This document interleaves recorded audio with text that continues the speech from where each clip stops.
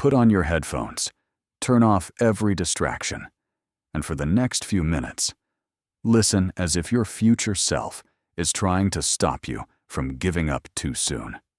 Now, let's begin. Napoleon Hill spent decades studying people who achieved enormous things and people who set out to achieve the exact same things and quietly stopped. The difference showed up on a strikingly consistent schedule, not at the 1-week mark when everyone's still excited, not at the 1-year mark when the ones who made it are already telling the story.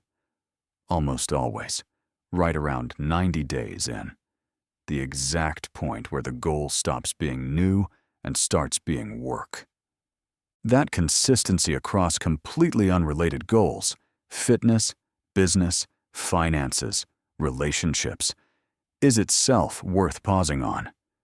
If the failure point is this predictable, it was never really about the specific goal at all. Tonight, the 5 reasons goals die at that specific mark, and the one adjustment that keeps a goal alive past it. Reason 1. The goal was borrowed, not owned. A large number of goals people set were never fully theirs to begin with.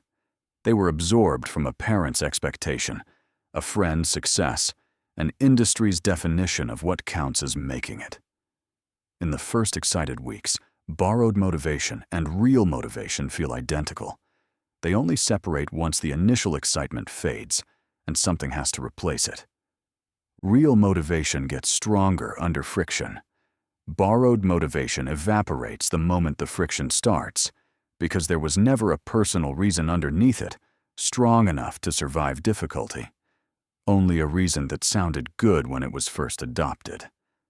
The test is simple, and most people never actually run it before committing months to a goal.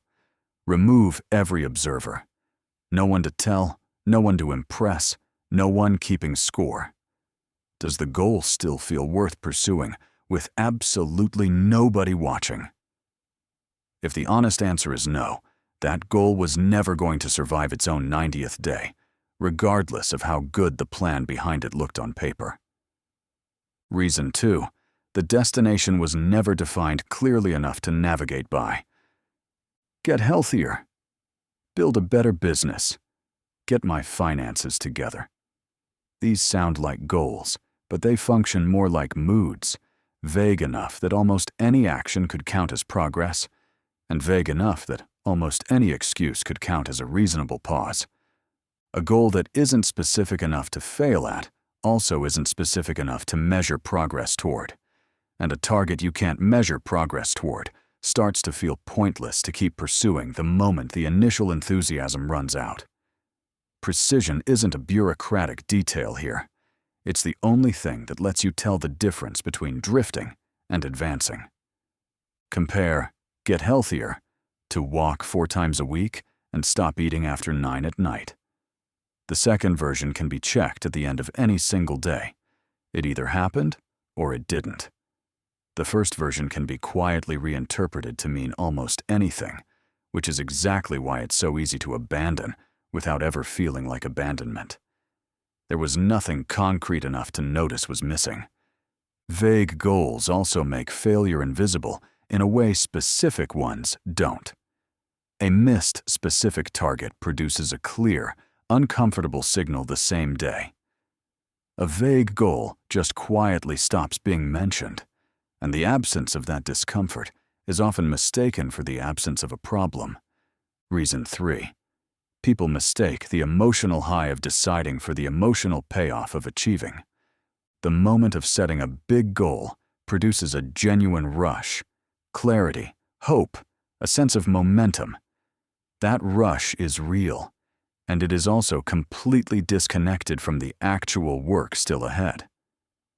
Most people spend that rush on telling people about the goal, imagining the outcome, and feeling, temporarily, as though something has already been accomplished. By day 90, the rush is long gone, and what's left is the plain, unglamorous middle of the work, the part that was never going to feel like the announcement did. People who expected the whole journey to feel like day 1 are the ones who quit here, confused about why it stopped feeling good. This is worth naming precisely because it isn't a discipline problem. It's a mismatched expectation, set on day one, about what the entire journey was supposed to feel like throughout. Nobody warned them that the good feeling was a starting gun, not a fuel source. And by the time that becomes obvious, it often gets mistaken for a sign to stop, rather than a sign that the excitement phase has simply, predictably, ended. Reason 4. Nobody prepared for the plateau, so the plateau got mistaken for failure. Almost every meaningful pursuit has a stretch where visible progress simply stops, even though the underlying work is still accumulating. This stretch is completely normal and almost universally misread as evidence that the approach isn't working, purely because the feedback has gone quiet. The people who make it through the plateau aren't the ones who never hit one. They're the ones who expected it in advance, so a flat month reads as on schedule instead of proof this isn't working. The same data, interpreted through two completely different expectations. This is where most goal tracking advice actually fails people. It focuses entirely on the visible metric and says nothing about the stretch where the visible metric goes quiet while the underlying capability is still being built. Muscle, skill, reputation, and financial systems all accumulate invisibly for a period before any of it becomes measurable. And that invisible period is exactly where the goal dies for anyone who wasn't told to expect it. This is also why external validation is such a poor substitute for an internal expectation set correctly in advance. Nobody can hand you patience for a plateau they didn't warn you about. The warning has to arrive before the plateau does, or it arrives too late to change how the flat stretch gets interpreted. Reason 5. Announcing a goal can quietly substitute for doing it. Telling people about an ambitious plan produces real social feedback, approval, encouragement, a version of yourself being treated as someone who's already the type of person who follows through. That feedback registers in the moment, almost like the goal has already been partially achieved, even though nothing has actually happened yet. This is why some of the most persistent people say the least about what they're building until it's real. Not out of secrecy for its own sake, but because the applause for announcing it is exactly the kind of premature reward that can quietly drain the urgency to go earn it for real. None of this means never telling anyone anything. It means noticing the specific moment where talking about the goal starts to feel more satisfying than working on it. Because that's the exact moment the announcement has quietly started doing the job the actual effort was supposed to do. None of these 5 reasons are a character flaw. They're just what happens by default when a goal isn't specifically built to survive its own 90th day. The forgotten Law Hill kept returning to wasn't about wanting something badly enough. It was about designing for the exact point where wanting stops being enough on its own, because by day 90, wanting was never going to be the thing carrying you through anyway. So if there's a goal you set that's already starting to feel like work instead of excitement, that's not a sign it's failing.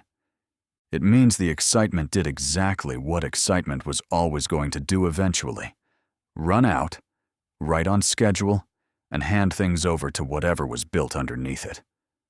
That's the exact point it was always going to test you at. The only question is whether you built something that survives it.